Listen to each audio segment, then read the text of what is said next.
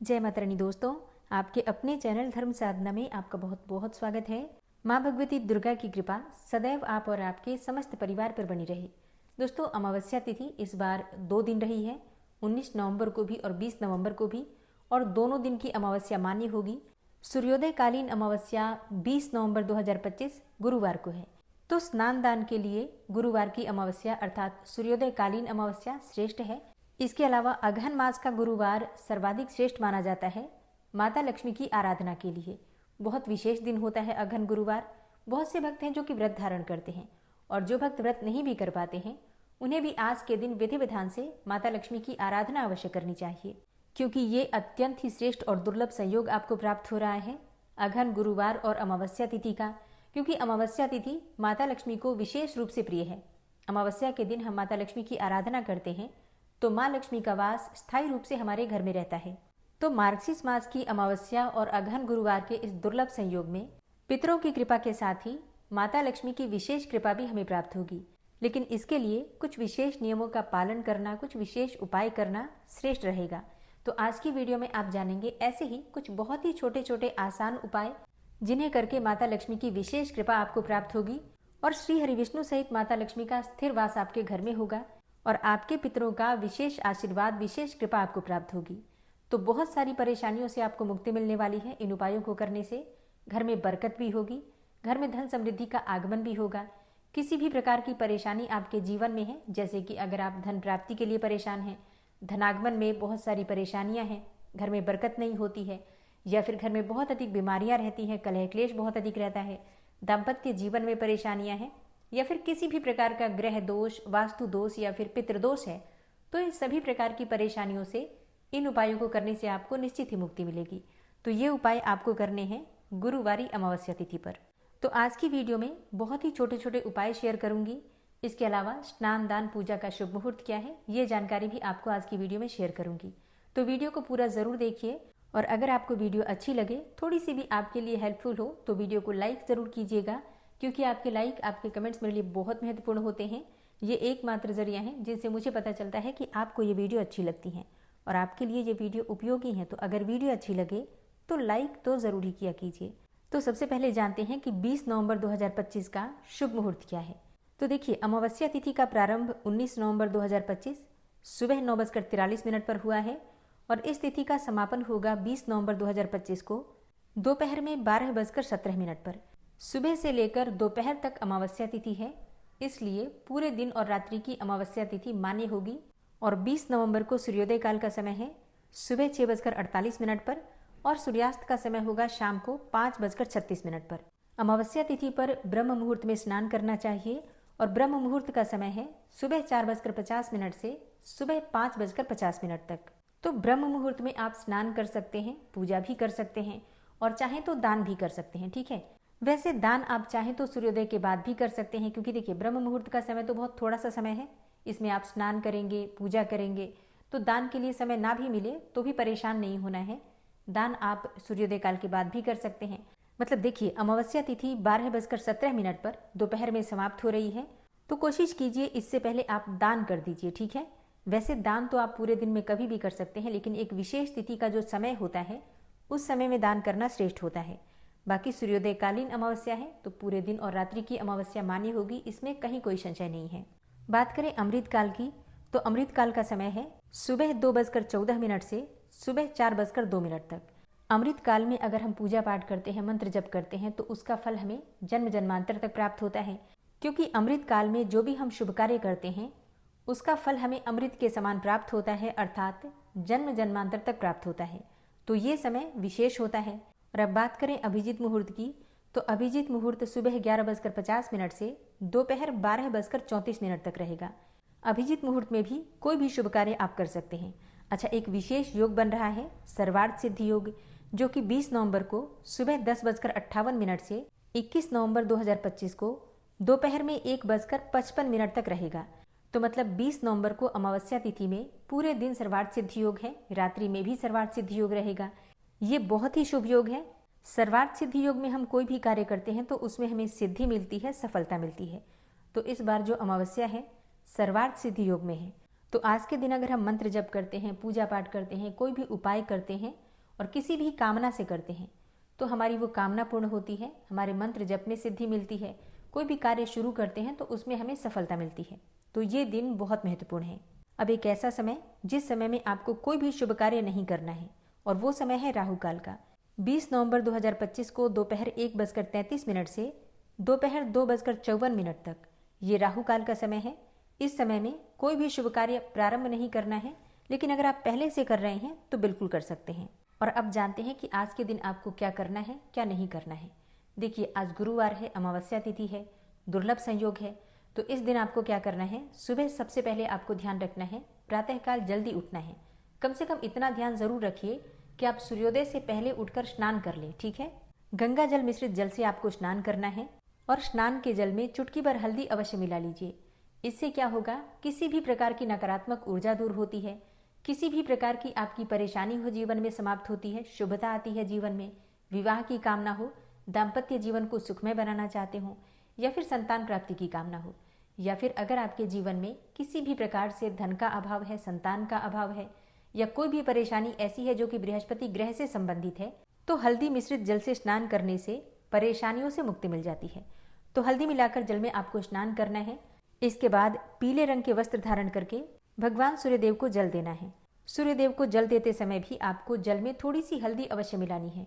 हल्दी, रोली, थोड़े से चावल, और आप चाहें तो कोई पुष्प हो अगर आपके पास तो पुष्प भी रख सकते हैं, ठीक है। और भगवान सूर्यदेव को जल देते समय या तो आप गायत्री मंत्र का जप कीजिए, या आप चाहें तो ओम घृणी सूर्याय नमः इस मंत्र का भी जप कर सकते हैं। इसके बाद अपने घर में विधि विधान से सभी देवी देवताओं की जो आप नित्य पूजा करते हैं पूजा कर लीजिए। आज भगवान श्री हरि विष्णु और माता लक्ष्मी की विशेष पूजा होती है। तो अगर आप अगहन गुरुवार का व्रत करते हैं तो व्रत का संकल्प ले लीजिए और विधि विधान से माता लक्ष्मी की आराधना कीजिए, भगवान श्री हरि विष्णु की पूजा कीजिए। अच्छा, जो भक्त व्रत नहीं करते हैं उन्हें भी पूजा विधि विधान से करना है, बस आपको व्रत का संकल्प नहीं लेना है, ठीक है। पूजा करने के बाद घर के मुख्य द्वार पर आपको स्वास्तिक अवश्य बनाना है।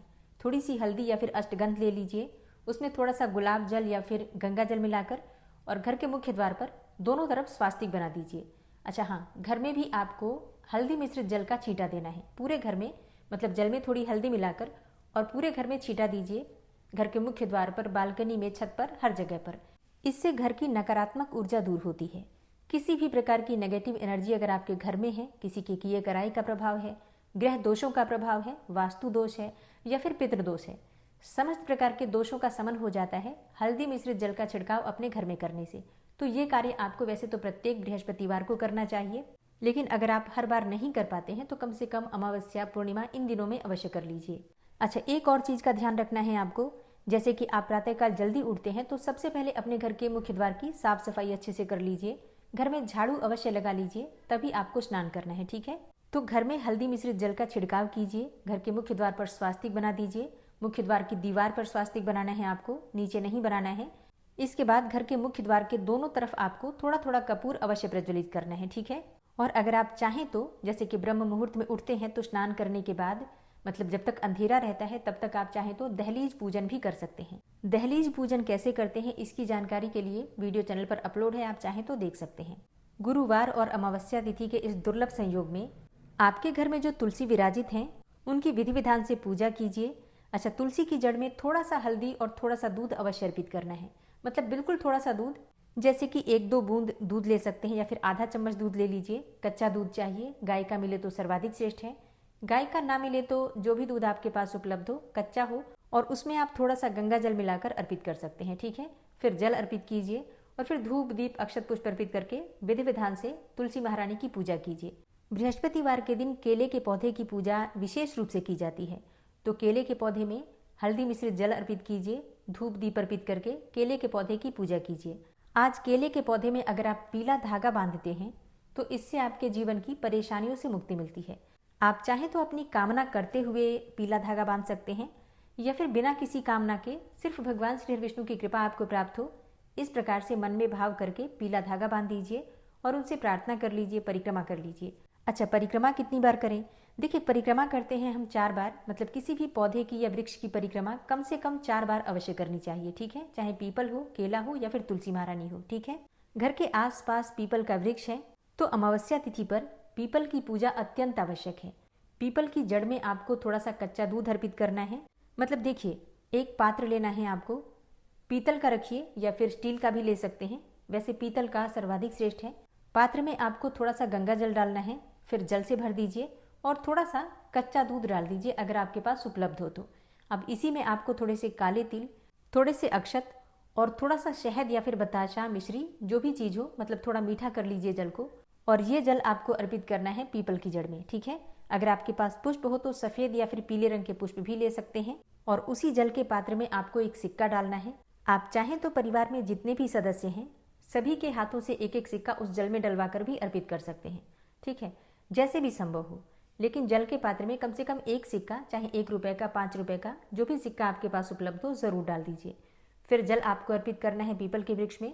पीपल में जल अर्पित करते समय अपने पितरों का ध्यान कीजिए, शनिदेव का ध्यान कीजिए और इसके साथ ही श्री लक्ष्मी नारायण का ध्यान कीजिए और प्रार्थना कीजिए कि आपको आपके पितरों का आशीर्वाद प्राप्त हो और स्थायी रूप से श्री हरि विष्णु माता लक्ष्मी के साथ आपके घर में वास करें, निवास करें।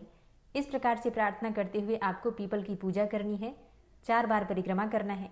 अच्छा, एक कार्य आपको और करना है, पीपल की जड़ में आपको थोड़ी सी हल्दी अवश्य अर्पित करना है, ठीक है। आज गुरुवार भी है और श्री हरि विष्णु का साक्षात स्वरूप माना जाता है पीपल का वृक्ष, तो आप चाहें तो साबुत हल्दी की गठान भी पीपल के वृक्ष के पास अर्पित कर सकते हैं।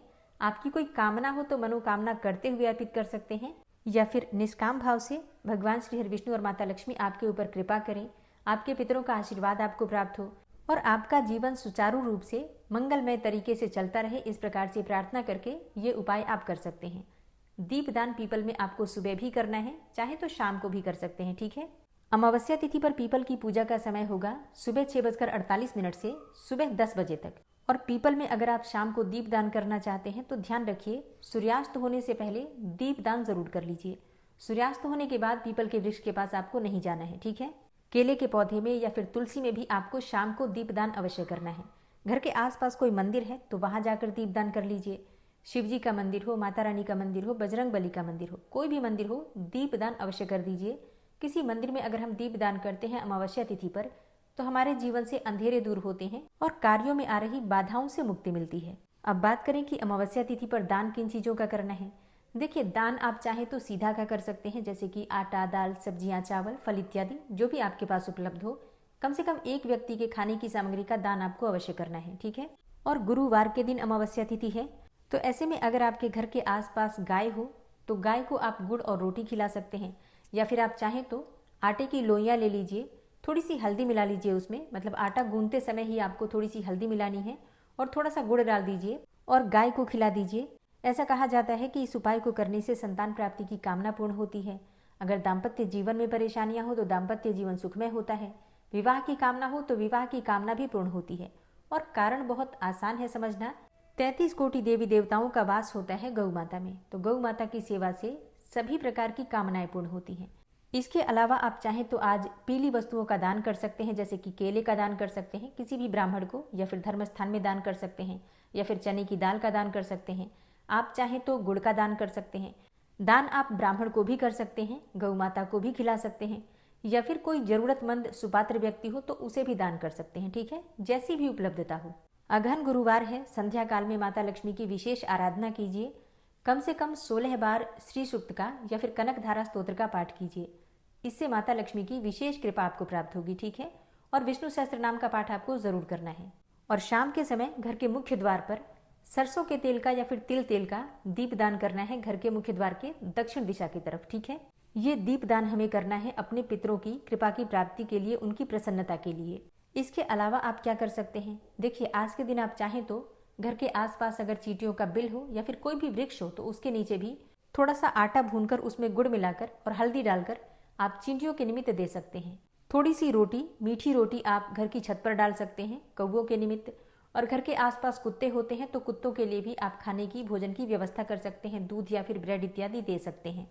अमावस्या तिथि पर जरूरतमंदों को दान देना, भूखों को भोजन करवाना, ब्राह्मणों की सेवा करना, जरूरतमंदों की सेवा करना सर्वाधिक श्रेष्ठ उपाय माना जाता है किसी भी प्रकार की परेशानी से मुक्ति पाने के लिए और घर में बरकत के लिए, ठीक है। तो अपनी इच्छा के अनुसार, सामर्थ्य के अनुसार इन उपायों में से जो भी उपाय आप कर सकते हैं जरूर कीजिए। तो नियमित तौर पर प्रत्येक अमावस्या पर आप ये उपाय कर सकते हैं। और बहुत से उपाय इसमें से ऐसे भी हैं जो आप चाहें तो प्रतिदिन अपने नियम के अनुसार कर सकते हैं, जैसे कि चींटियों को आटा डालना, गाय को रोटी डालना, कुत्तों को भोजन देना और समय समय पर भूखों को भोजन करवाना, अपनी सुविधा के अनुसार जब भी आपको समय मिले तभी। ठीक है, तो इन उपायों को कीजिए, अपने जीवन को सुखमय बनाइए, घर में बरकत भी आती है और जीवन में सुख, शांति और सुकून मिलता है। और ये उपाय बहुत छोटे छोटे हैं, बिना किसी खर्चे के आप ये उपाय कर सकते हैं, बहुत खर्चा नहीं है। बस अपने जीवन में, अपने रूटीन में थोड़ा सा परिवर्तन करना है। और प्रतिदिन इस चैनल पर सुबह सुबह पुराणों की कथाएं मिलती हैं आपको सुनने को, मंत्र मिलते हैं, तो आप लोग ज़रूर सुना कीजिए। ठीक है, उम्मीद करती हूँ ये वीडियो आपके लिए उपयोगी होगी। अगर वीडियो अच्छी लगी हो तो लाइक कीजिए, संभव हो तो शेयर भी कीजिए। और चैनल पर पहली बार आए हैं, अगर अभी तक आपने इस चैनल को सब्सक्राइब नहीं किया है तो आज की वीडियो अगर आपको अच्छी लगे तो चैनल को सब्सक्राइब करके बेल आइकन को ज़रूर प्रेस कर लीजिए। तो इससे ये होगा कि इस चैनल पर जो नई वीडियो अपलोड होंगी उनकी नोटिफिकेशन आपको सही समय पर प्राप्त होगी। मिलती हूँ मैं आपसे अगली वीडियो में, तब तक के लिए जय श्री राधे।